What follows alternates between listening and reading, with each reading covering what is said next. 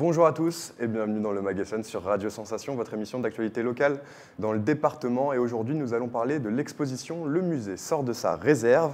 Avec nous aujourd'hui, je reçois Aurore Dalérac-Marchetti. Bonjour. Bonjour. Vous êtes la responsable du département musée et patrimoine de la communauté d'agglomération de l'Étampes Sud-Essonne et vous êtes accompagné aujourd'hui de Thomas Cronier. Bonjour. Bonjour. Responsable des collections du musée intercommunal d'Étampes. Alors jusqu'au dimanche 14 mai 2023, donc le musée intercommunal organise une exposition au centre culturel de Méréville. Comme chaque année, il sort justement de sa réserve pour une exposition intitulée cette année Dessus, dessous, sous la terre de notre histoire. Elle retrace les découvertes archéologiques dans le sud de Essonne au 19e siècle. Alors le concept de musée sort de sa réserve, c'est un concept que vous avez créé maintenant il y a déjà quelques années pour que le musée puisse toucher un maximum de personnes dans l'agglomération. Il y a eu plusieurs villes qui ont accueilli ces expositions éphémères, un peu extraordinaires, comme celle-là au cours du département, au cours des différentes années. Oui, effectivement. En fait, ce concept, on l'a créé maintenant il y a plusieurs années. Tous les ans, on fait une exposition au centre culturel de Méréville pour sortir les collections, puisque dans un musée, à peu près 5% des collections sont seulement visibles au public. Et l'idée, c'est de tourner les thématiques, d'aller à la rencontre du public sur notre territoire en faisant le musée sort de sa réserve au centre culturel de Méréville. Et puis aussi, un an sur deux, de le faire dans d'autres communes, comme nous avons pu le faire également à Angerville, à Morigny et à Saclay l'an dernier. Et l'année prochaine, nous aurons une prochaine édition sur le territoire. Mais le thème donc, de l'exposition cette année, c'est l'histoire archéologique du Sud-Essonne. L'exposition s'appelle Dessus, dessous, sous la terre de notre histoire. Qu'est-ce qu'on peut y voir du coup dans cette exposition, Thomas? Alors, les collections du musée, en fait, sont de nature encyclopédique. On dit avec un certain chauvinisme pour les collections du musée d'Étampes, mais nos collections couvrent l'histoire de l'humanité, en fait, de la préhistoire à nos jours. Et donc, toutes les collections sont le reflet de ces temps et de ces ères chrono-historiques. Donc, Étampes et ses environs ayant un patrimoine culturel très fort et très symbolique aussi pour la région, ces collections illustrent toutes ces disciplines, toutes les disciplines de l'archéologie, la préhistoire, l'Antiquité gallo-romaine, le Moyen-Âge et également l'époque des temps modernes. Et les découvertes archéologiques qui ont été faites à Étampes et dans ses environs illustrent ces périodes. Cette exposition, c'est donc un parcours à travers l'histoire? Un parcours à travers l'histoire, et même au-delà, en fait, et c'est aussi le principe du musée sort de sa réserve, c'est toujours de mettre en contrepoint les collections du musée elles-mêmes, et de forcer en fait l'équipe du musée à redécouvrir, à revisiter ses propres collections. Donc là, on illustre les collections archéologiques avec le paysage, la peinture de paysage à travers les beaux-arts. Et en fait, une discipline répond à l'autre.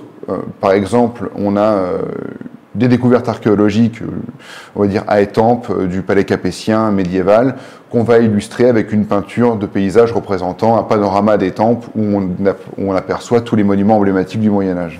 Quelles sont les œuvres que vous avez, vous, au sein du musée intercommunal d'Étampes?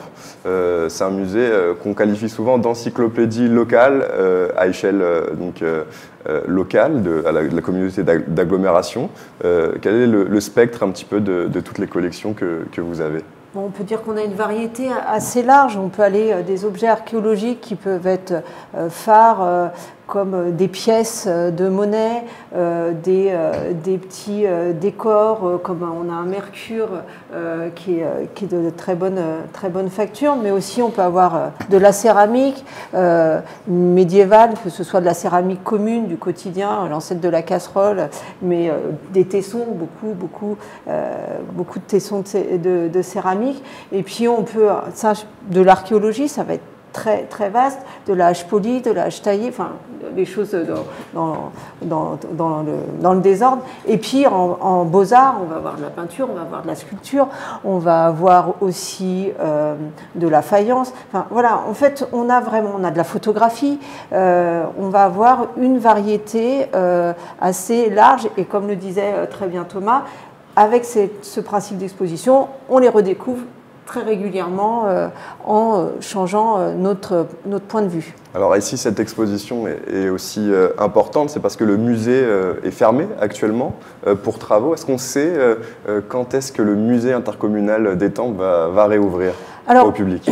Savoir quand le musée réouvrira, ça nous paraît compliqué de le dire aujourd'hui. Le musée, en fait, aujourd'hui, ses portes sont fermées physiquement, mais l'équipe du musée travaille au quotidien sur les collections.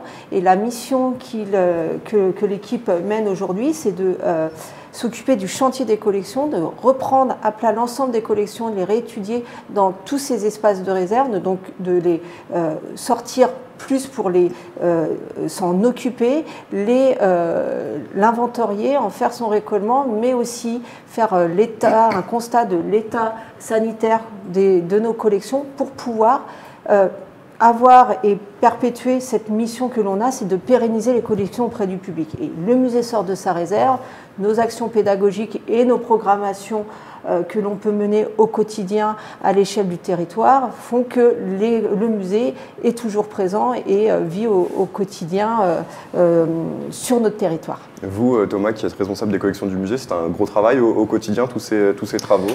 Oui, parce que la comparaison est peut-être pas la plus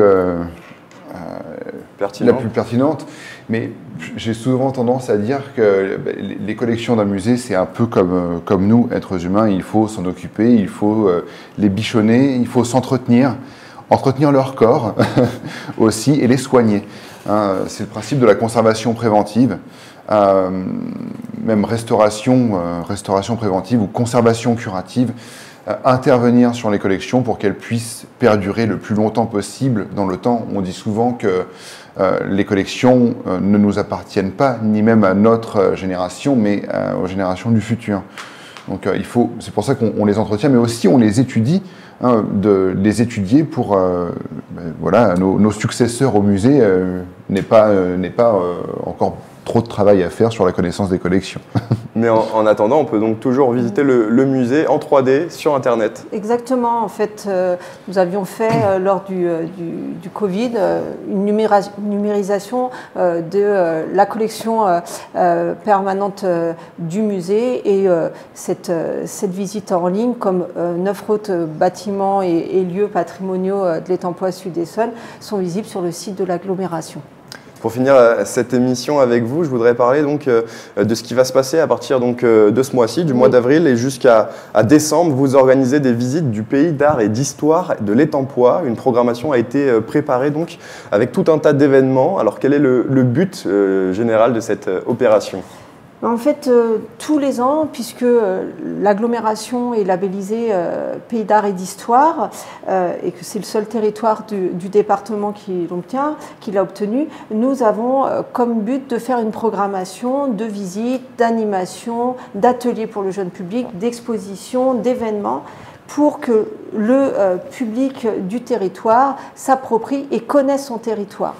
Donc c'est vraiment un objectif de découverte, mais aussi de pédagogie, de compréhension du patrimoine au sens large. On ne parle pas uniquement des bâtiments emblématiques, mais on parle vraiment du patrimoine au sens large.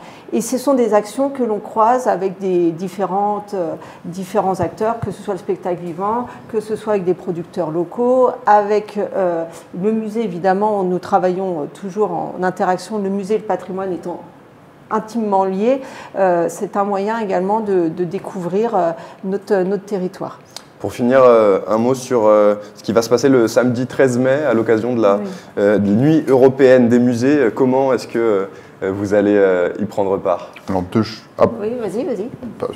Deux choses en fait. Le musée est normalement situé à Étampes, donc on fait en sorte aussi de maintenir deux ville ouverte, on va dire, à l'occasion de la Nuit des musées, donc Étampes, a ancré une programmation à Étampes, puisque c'est son lieu d'accueil, et à Méréville, puisque c'est là où nous sommes actuellement. À Étampes, nous accueillons une exposition d'un grand sculpteur, en fait, qui est actif sur le territoire, Jean-Pierre Malocena, qui célèbre cette année ses 70 ans de carrière. Et Jean-Pierre Malocena est un sculpteur qui est sourd de naissance, mais qui ne l'a pas empêché en fait de faire l'école des Beaux-Arts de Paris et d'être aussi logiste au Grand Prix de Rome à l'école des Beaux-Arts. Donc exposition dont le vernissage a lieu ce samedi 13 mai à 14h et à Méréville à 19h. Il va y avoir le dévernissage de l'exposition du musée Sœurs de sa Réserve qui sera suivi d'un spectacle musical qui s'appelle « Et si le musée s'en amusait ?»